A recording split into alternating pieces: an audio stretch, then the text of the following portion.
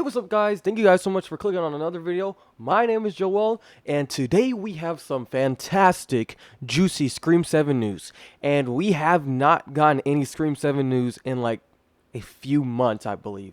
Ever since I think the Sydney Nev Campbell announcement. So before we get into the video, make sure to hit that subscribe button if you haven't already and smash that like button because it does go a long way to helping the channel. But yeah, without further ado, let's talk some Scream 7. Now, it is weird that we haven't gotten any Scream 7 news in some time. I feel like that Spyglass, like we haven't even gotten any casting. There's no confirmation if Patrick Dempsey is being signed on. No freaking Courtney Cox. We only have Nev Campbell so far signed on and Kevin Williamson to the project. But it's weird. I feel like Spyglass is trying to wait for public opinion about the Melissa Barrera situation to die down a bit, because then they can go full throttle with the Scream 7 news. They can start announcing and everything. But I mean, even then when they announce it, there's going to be those people online that are just going to be like boycott Scream 7 and whatnot. I mean, but that's just online life, if you will. But yeah. Anyways, coming from Critical Overlord, we have some new Scream 7 rumors. Now, firstly, the story will probably take place during a school break.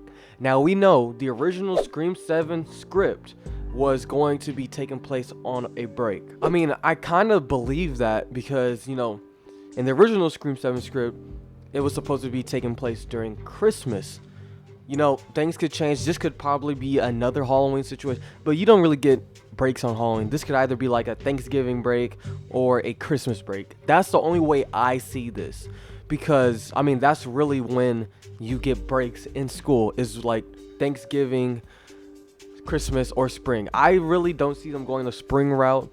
I mean, if the movie does come out in spring, we could see them go that route, but I kind of want them to go the winter route. We've never seen a Scream film take place during Christmas. Bro, just imagine the blood on the snow, just a red, vibrant blood on this like pale, opaque white snow. Oh my gosh. Imagine, bro, you just see Ghostface, all black, right? Standing out in the snow. Bro, the contrast would be crazy. We could even see Ghostface like sport like a winter-esque outfit, all white robe. Bro, like we could see him sport the like angel robe that the killer had in It's a Wonderful Knife. Bro, imagine. Come on. Also, Gale seems to be more important to the story than Mark. Okay, this is interesting. Okay, we have not seen Mark Kincaid since Scream 3. And Gale has always been one of the more important characters. She's like up on par with Sydney.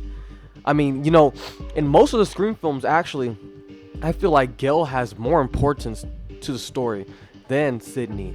I feel like she has a bigger role. Ghostface is always trying to go after Sydney with their motives, but Gale is always like probably front row and center in the Scream film. She's always pushing the button. She's always making the investigation. She's always doing her like low-key detective work, always pushing the story forward. And I feel like the reason why we haven't gotten any Patrick Dempsey announcement is because Patrick Dempsey, he wanted to wait out. He probably wanted a bigger role. That's probably why he hasn't signed on yet. But things could have changed. Patrick Dempsey probably is signed on right now. They probably have given him a bigger role and whatnot, because Patrick Dempsey in the original script, he was going to be a stay-at-home dad, just like in Scream 5. So I feel like that if Patrick Dempsey is signed on now, we can expect a much more bigger role for him. Now, we also know that Sydney in this film, where she's living, there is going to be an annoying behind neighbor. She's going to be like a Karen type character.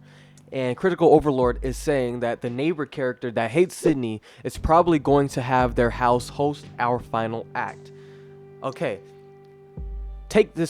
I'm just saying, take all this news with a grain of salt. But take this one into consideration. Just because they're saying that it's going to be, their house is going to be in the final act, the place where the final act takes place, it doesn't mean the annoying neighbor is going to be Ghostface. And honestly, I don't think the annoying neighbor is going to be Ghostface. She is probably like she's definitely a red herring in this film. I don't think they would make an obvious red herring Ghostface at all. I honestly don't think. I feel like maybe Sydney is having a party, or like maybe their kids are over at the annoying neighbor's house, which I don't know why they would be there, but maybe she could be just babysitting them. And Ghostface, boom, pops up. Sydney has to get involved, go over there to the house, and they just have like a full brawl, like the Scream 5 when she goes into Stu Macher's house again.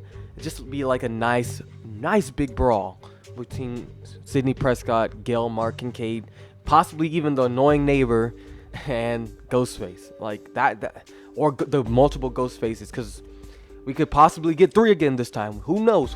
Also, Scream 7 is not going to address any of the events that happened in Scream 6. Scream 7 is going to be like its own standalone sequel, kind of like how 4 was to Scream 3. And I already know, I hear you guys like, well, why wouldn't they continue? First of all, this is the same situation that happened with 4. 4 came out successful. Boom. On the other hand, the Scream sequels really didn't address their previous predecessors. Like, after the events of one movie, it would be a time gap in between, but then the next movie, it would not address any of the events that happened previously before them. So honestly, I don't see why this would be a problem now. If this film is having a time jump, I feel like the characters would not need to address any events that happened in 6. Gail wouldn't have to need to address anything. It is kind of sad how we won't get any mention of Tara and Sam's characters, or even probably the Marx twins. We're probably not even going to get any of the Martin Meeks twins at all in this film, which is kind of sad. At least the Martin Meeks twins, I would love to have them in the film, but it's kind of like not complete without the core 4 altogether. They're also saying that this is going to be more of a legacy sequel than Scream 5 was to the original film, or to the franchise as a whole. And I'm kind of liking this. To me, Scream 5 was one of my favorite Scream films, and I think they did a pretty good job honoring the characters, in my opinion. Although Scream 7 can take that up a notch. Scream 7 can definitely do that. And also, since they're like really taking inspiration from Scream 4, bro, imagine the tone, the grittiness that Scream 4 had would be emulated on Scream 7. This is literally like the Scream 4 of the modern era. I'm all for it, because Scream 4 is my second favorite Scream film after the first film. So, bro, Scream 4 is just great in my opinion. So if they're taking inspiration from Scream 4, I'm gonna love Scream 7, and this gets me really excited for Scream 7 now. Like, I'm excited. I'm extremely excited. But take this with a grain of salt. These are all just rumors. I'm probably getting beside myself. But yeah, these are just rumors. But I don't know, guys. I mean, that's all we have for today regarding Scream 7. I know you guys are probably expecting a casting announcement or whatnot, but no, this is just like Scream basically doing a full creative reboot. They're not going to address anything regarding Scream 6 and Scream 5. They're honoring the legacy of the franchise and the characters way more than Scream 5 did. It's kind of like a full creative overhaul. But yeah, let me know what you guys thought about all this stuff in the comments down below. If you guys haven't already, please hit that subscribe button, smash that like button, because it really helps the channel. And yeah, without further ado, my name is Joel. Peace out.